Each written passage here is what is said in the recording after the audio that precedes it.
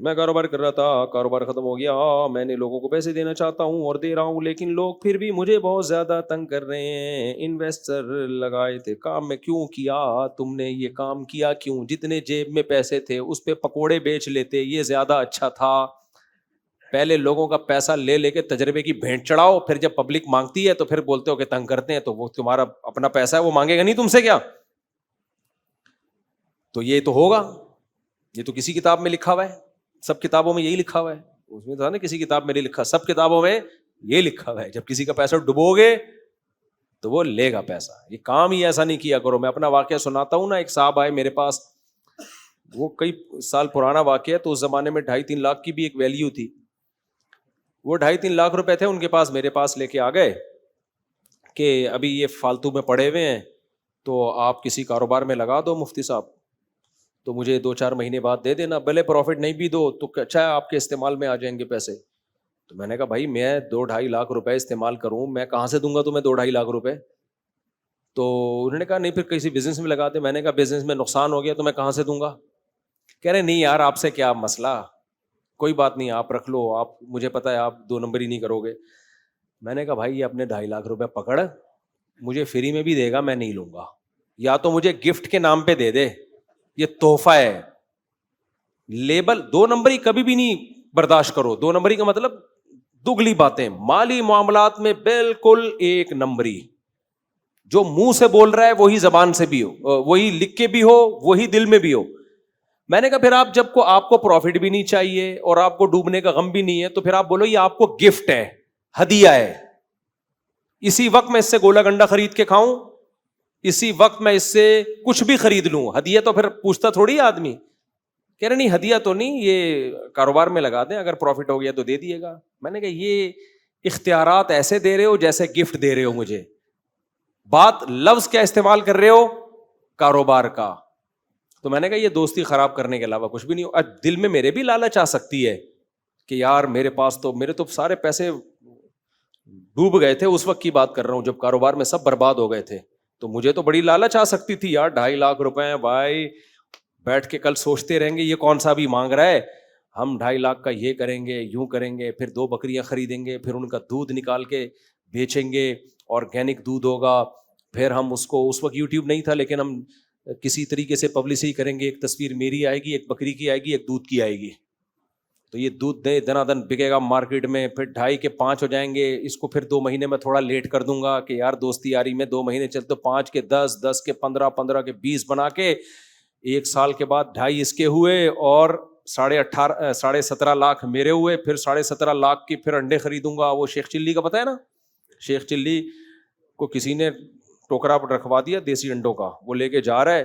اس کے ذہن میں آیا کہ اگر یہ تو ٹوکرا لے کے بھاگ گیا نا تو کیا ہوگا کہ یہ انڈے تو مرغی کے نیچے رکھنا, اس سے نکلیں گے چوزے, پھر وہ چوزے کو تو کھلانا پلانا ہو جائیں گے وہ بڑے, پھر اس سے بریڈنگ کروانا, اور چوزے, پھر اور چوزے, پھر اور چوزے.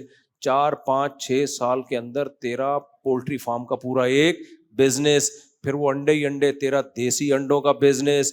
پھر تو ایسا کرنا ملازم رکھنا, سوچتا ہوا جا رہا ہے نا, ملازم رکھنا, پھر تو یہ کرنا. پھر ایک دن آئے گا 5-6 سال کے بعد تو بھائی نوٹ چھاپنے کی مشین.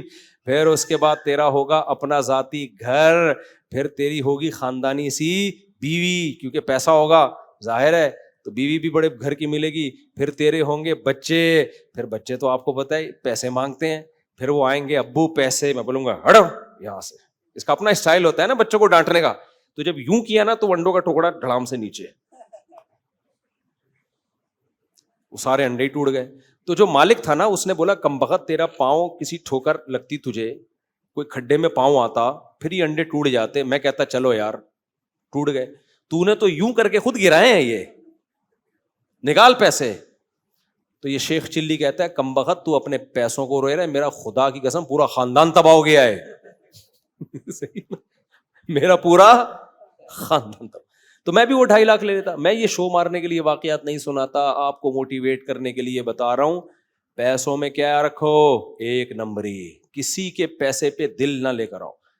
عزت کے ساتھ تمہیں ہدیہ مل جائے نا وہ ٹھیک ہے, کلیئر کٹ بات, بھائی آپ کو گفٹ ہے بس. 2 نمبر ہی کیوں کر رہے ہو یار, یہ آپ لگا لو تو پھر یوں ہو جائے گا. ابے تو ہمیں بیوقوف سمجھا ہوا ہے تم نے, ہمیں لالچ میں ڈال رہے ہو یار. تو لالچ آتی ہے ایسے موقع پہ انسان کو.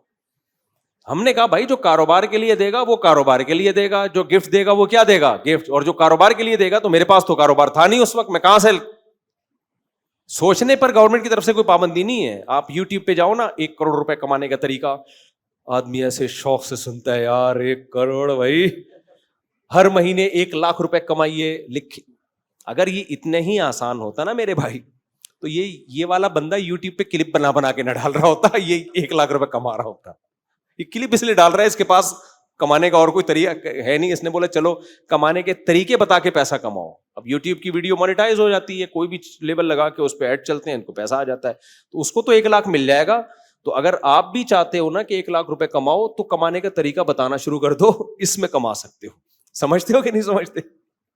تو پھر بھی ہوتے ہیں طریقے, بھی ہوتے ہیں, میں بالکل نفی نہیں کر رہا. تو بھائی میرے پاس تو طریقہ نہیں تھا. میں نے کہا میں مولوی آدمی ہوں, مسجد میں نماز پڑھاتا ہوں, مدرسے میں استاذ ہوں, تو بھائی میرے پاس تو, میں نے کہا بھائی تو رکھ لے اس کو, مجھے نہیں چاہیے. میں نے دے دیے اس کو, نہیں چاہیے. اور میں نے کہا یہ حماقت میرے ساتھ تو کر لی, کسی اور کے ساتھ مجھے لگا یہ بہت زیادہ بے وقوف ہے, تھوڑا بے وقوف نہیں ہے. کیا ہے, پیسے آئے اور لا کے کسی کو پکڑا رہا ہے کہ تم رکھ لو, 2.5 مہینے بعد مجھے دے دینا. مجھے لگا یہ تھوڑا بے وقوف نہیں ہے. تو وہ جو حماقت لسٹ تیار ہوئی تھی نا, اس میں سب سے پہلے نام کس کا ہونا چاہیے, اس کا ہونا چاہیے. ہو سکتا ہے وہ کہہ رہا ہو اس کا نہیں, مفتی صاحب کا ہونا چاہیے, کیونکہ انہوں نے واپس کر دی. پھر اس نے کیا کیا, کسی اور کو دیے. وہ بڑا مالدار آدمی تھا, اس کے لیے 2.5 لاکھ کی کوئی حیثیت نہیں تھی, اس کو دے دیے. وہ کہہ رہا ہے میں فلانی, وہ میں بتاؤں گا نہیں نا کہ کیا بنا رہا تھا, ورنہ وہ سمجھ جائے گا نا یہ تو مفتی صاحب سیدھا سیدھا میرا قصہ سنا رہے ہیں, تو اس لیے میں کچھ پہلو حذف کر دیتا ہوں. اس نے کہیں کاروبار میں لگائے اور الحمدللہ ڈبو دیے, اللہ کا بڑا فضل ہوا. اب یہ جا کے مانگ رہا ہے, 1 سال ہو گیا, میرے پاس آیا, یار پیسے ہی نہیں دے رہا. میں نے کہا اگر وہ پیسے دے دینا تو میرا نام ہٹا کے اس کا نام ڈال دینا. تو کوئی بھی نہیں چاہتا کہ اس کا نام احمقوں کی لسٹ میں. میں نے کہا بھائی صاحب گئے, اور دے گا نا ایسے توڑ کے لچڑ پنے کے ساتھ دے گا کہ اس کی کوئی ویلیو رہے گی ہی نہیں بھائی. اور وہ دونوں داڑھی والے, میں بھی داڑھی والا, وہ بھی داڑھی والا, اور وہ بھی کیا نمازی, تینوں نمازی. سمجھ رہے ہو, سب نمازیوں کو کیا لگا رہے ہوتے ہیں, چونا. نماز تینوں پڑھتے ہیں ماشاء اللہ, میں بھی پڑھتا ہوں, وہ جو 2.5 لاکھ لے کر آئے تھے وہ بھی پڑھتے ہیں. اور جس کو دیے, اب تک پتہ نہیں دیے بھی ہیں کہ نہیں دیے اس نے, اب دے بھی دے گا تو اس زمانے کا 2.5 لاکھ اور اب میں تو بڑا فرق ہے, تو پروگرام ہی بڑھ گیا. تو کھوپڑی میں آتا نہیں ہے لوگوں کے, پیسوں کے معاملات میں بڑی ہیرا پھیری ہے. تو بھائی پیسوں میں کبھی لالچ مت کرو. کوئی امانت لے کر آیا ہے, بھائی اس کی امانت ہے, اس سے ہمارا کوئی لینا دینا نہیں. دینا سیکھو, خدا کی قسم اس سے اللہ بہت برکت دے گا. میں اتنا اس لیے چیخ رہا ہوں کہ ہم نے نمازی دیکھے ہیں, تہجد گزار دیکھ لیے, پیسوں میں 1 نمبری ہم نے نہیں دیکھی ہے. بہت لچڑ پن ہے یار پیسوں میں, بہت لچڑ پن ہے. اس کا ایک حل یہ بھی ہے کہ خرچ کرنا سیکھو.